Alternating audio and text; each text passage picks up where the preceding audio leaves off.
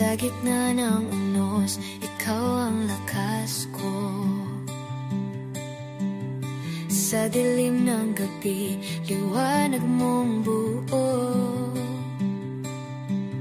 Hindi ako matitinag, sa iyong puso'y payapa. Kahit anong mangyari, sa'yo ako'y kakapit. Ikaw ang kanlungan ko, sandigan ng puso ko. Hindi matitinag, di magigiba, pag-ibig mo'y sapat. Ikaw ang kanlungan ko, Panginoon, sa bawat oras buhay ko'y hawak mo. Ikaw lamang, O Diyos.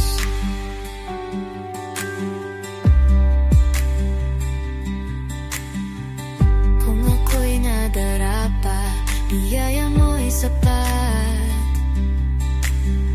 Pag-asa sa umaga, pag-ibig mong tapat. Di mo ako iiwan, ako'y sa'yo lamang. Ikaw ang kanlungan ko, sandigan ng puso ko. Hindi matitinag, di magigiba, pag-ibig mo'y sapat. Ikaw ang kanlungan ko, Panginoon, sa bawat oras buhay ko'y hawak mo. Ikaw lang, O Diyos. Hindi ako mangangamba, kahit anong harapin pa, Panginoon, ikaw ang kasama. Buhay ko'y iyong na. Ikaw ang kanlungan ko, sandigan ng puso ko. Hindi matitinag, di magigiba, pag-ibig mo'y sapat. Ikaw ang kanlungan ko, Panginoon, sa bawat oras buhay ko'y hawak mo. Ikaw lamang, O Diyos. Ikaw ang kanlungan ko, sandigan ng puso ko. Hindi matitinag, di magigiba, pag-ibig mo'y sapat. Ikaw ang kanlungan ko, Panginoon, sa bawat oras buhay ko'y hawak mo. Ikaw lamang, O Diyos.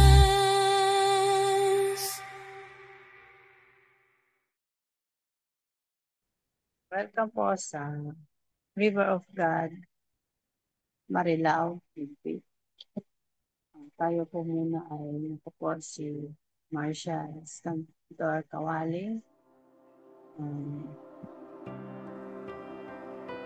Bago po tayo mag-umpisa po sa ating delivery, dito yung namin. Dito just ang sa delivery sa Lord Jesus sa pagkakataon, Lord, na makapag-share ulit Panginoon sa kita. Salamat Panginoon. Ito ang aming Diyos, Lord God, ang Lord Jesus. Hallelujah. Pabuti mo ka sa kami, Lord God. Nilamang ako, Panginoon, sa iyong likuran. Ikaw, Panginoon, ang naglali kay Lord Jesus, ang salita sa aming nakakalimutan, Panginoon. Maraming Panginoon, kami. Worship ko. Praise the Lord God, hallelujah. Sa aming pagsisya at God. Nawa, Panginoon, kaunawaan, Lord God, hallelujah po ang bayan.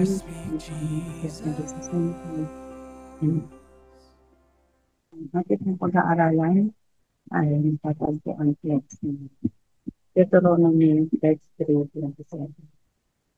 Ang title po nito ay Ang Diyos ang aking pag-ibig. Sabi ko dito sa Deuteronomy 33:27, sa mulat mula pa ang Diyos na ang inyong tanggulan. Walang hanggan ng bisig ang inyong kanlungan, mga kaaway niyo, kanyang ipinagtabuyan ang pinupusan sila bituin. Yun po sa first na word. Wala pa na ang Diyos ng iyon. Ano nga ba ang tanggilan? Sabi po dito, ang tanggulan po ay isang muog, kuta o stronghold.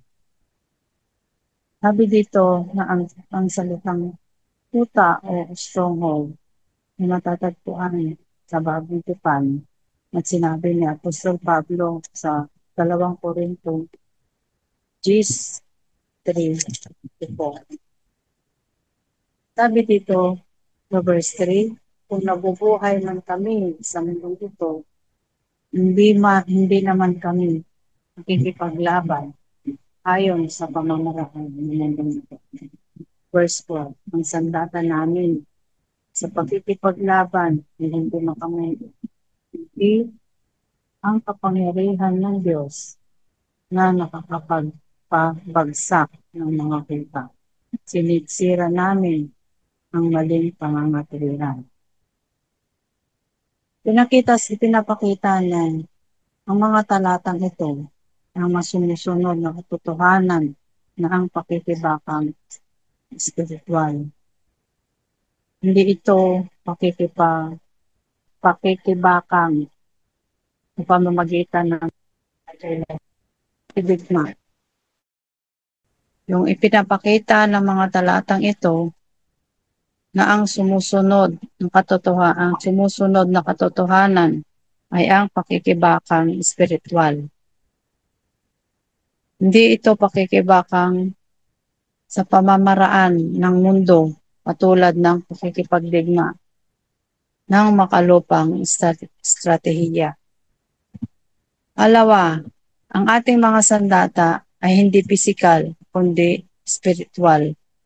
Ang kagayakang spiritual. Ito ay ang bigkis ng katotohanan, ang balutin ng pagkamatuwid, ang panyapak ng pagiging handa sa pangangaral ng salita ng Diyos o mabuting balita ng pakikipagkasundo sa ating Diyos. Kalasag ng pananalig kay Kristo, helmet ng kaligtasan, tabak ng kaloob ng Espiritu. Mababasa natin ito sa Ephesians 6:14-17. Ang sabi po dito sa 14, kaya't maging handa kayong ibigkis sa inyong baywang ang sinturon ng katotohanan at isuot sa dibdib ang baluti ng katwiran. Verse 15, isuot ninyo ito ang sapatos ng pagiging handa sa pangangaral ng magandang balita ng kapayapaan. Lagi ninyong gawing panangga ang pananampalataya na siyang papatay sa lahat ng nagliliyab na palaso ng diablo.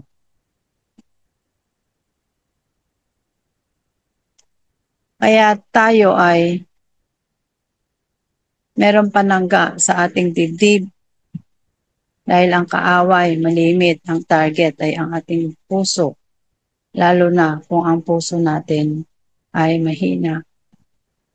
Ito ang pumapasok ang diablo, yung kasalanan, yung galit sa ating puso. Yun yung nagiging entry points kung bakit tayo minsan nakakaranas ng panghihina sa ating mga puso. Ito naman po sa verse 17, sabi po dito, isuot ninyo ang helmet ng kaligtasan at gamitin ang tabak ng Espiritu na walang iba kundi ang salita ng Diyos. Number 3, ang ating kapangyarihan ay nanggagaling lamang sa Diyos. At ang plano ng Diyos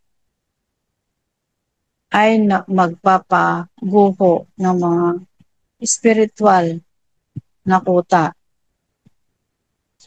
Ano ang muog o kuta na ating hinaharap?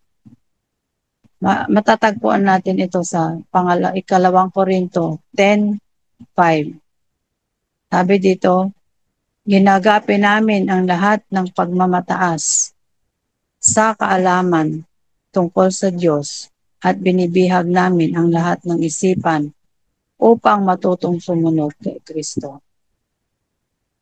Ito ay pagmamataas sa mga turong itinataas ng tao at pagmamalaki sa sariling kakayanan ng tao.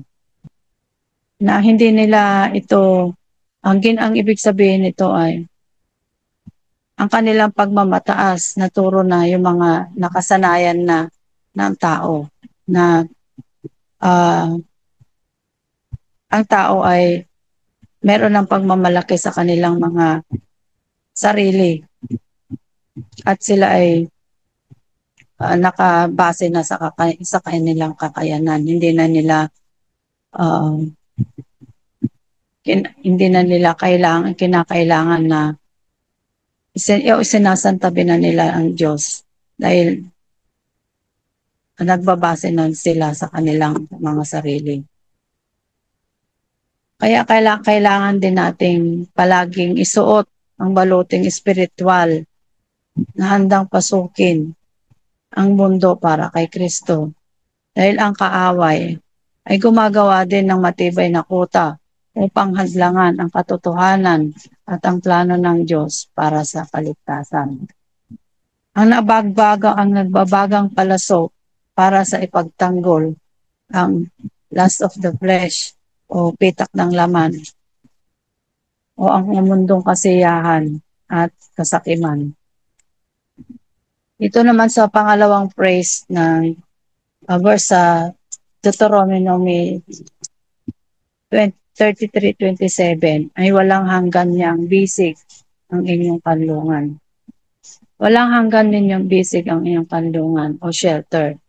Dito sa awit 31:3-5, sabi dito, ikaw ang aking kanlungan at sanggalang ayon sa pangako mo, akayin ako't patnubayan. Verse 4, iligtas mo ako sa nakaumang patibong labang sa panganib, sa iyo manganlong. Na verse 5, sa iyong kaaway, pinagkatiwala kong aking buhay at sa akin bibigay ang iyong kaligtasan, ikaw o Diyos na mapagkakatiwalaan. O dito makikita natin dito na ang ating Panginoon lamang, yung ina-acknowledge niya dito na siya lang ang kanlungan at sanggalang. Dahil ayon din sa pangako ng ating Panginoon na siya ang aakay sa atin at siya rin ang magpapatnubay sa atin. Siya rin ang nagliligtas. Sabi dito na, iligtas mo ako sa nakaumang patibong laban sa panganib sa iyo, manganlong. O dito makita natin na ang kaaway talagang may patibong na panganib para sa kanya, sa mga mananampalataya sa kanya. Pero ang ating Panginoon, siya yung magbibigay sa atin, siya yung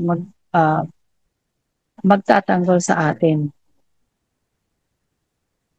At sabi dito sa verse 5 na, sa iyong kaaway, pinagkatiwala ko ang aking buhay. At sa akin bibigay ang iyong kaligtasan. Ikaw ay Diyos na magpakakatiwala. Iba ba yung ang kamay ng ating Panginoon?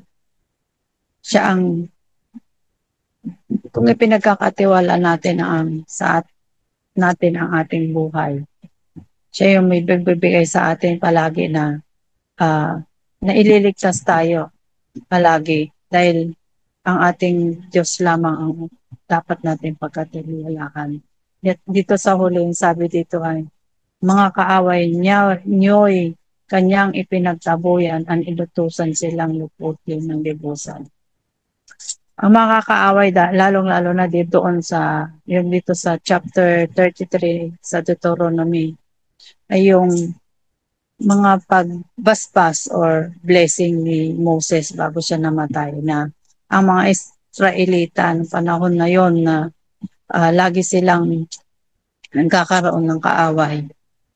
Lagi silang nililipol o meron dinidigma sila. Pero sabi nga dito ay, mga kaaway niyo'y kanyang ipinagtutubuyan, ang inutusan silang lubusan. Na ang katagumpayan ng mga Israelites noon, dahil alam nila na ang mga kaaway, alam nila na ang Israelites o mga Israelita ay kanyang iniingatan at kami na nililipol niya lahat ng kanyang mga kalaban. So, ang conclusion ko po dito sa verse na ito ay ang ating Diyos, kung tayo ay nagtitiwala sa Kanya at pinagkakatiwalaan natin lahat kung tayo ay nakakaranas ng mga pagsubok sa buhay, hindi niya tayo yung panghawakan natin yung Kanyang pangako na tayo ay hindi niya iiwan ni pababayaan dahil ang ating Diyos, siya ang tanging muog na matibay na ating kanlungan. Yun lamang po yung maishishare ko po ngayong gabi at glory to God po. To God be all the glory. Amen po.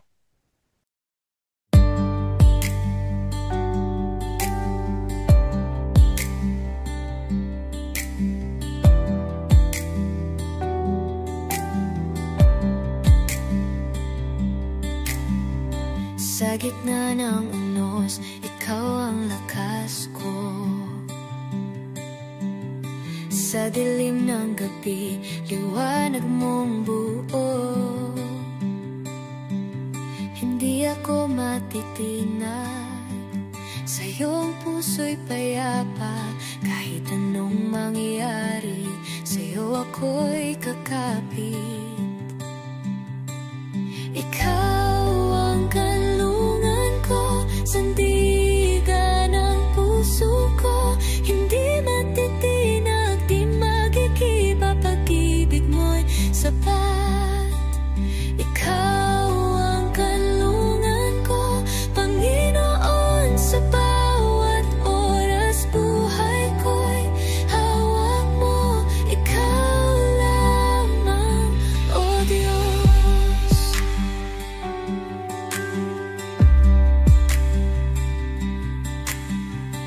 Kung ako'y nadarapa, biyaya mo'y sapat.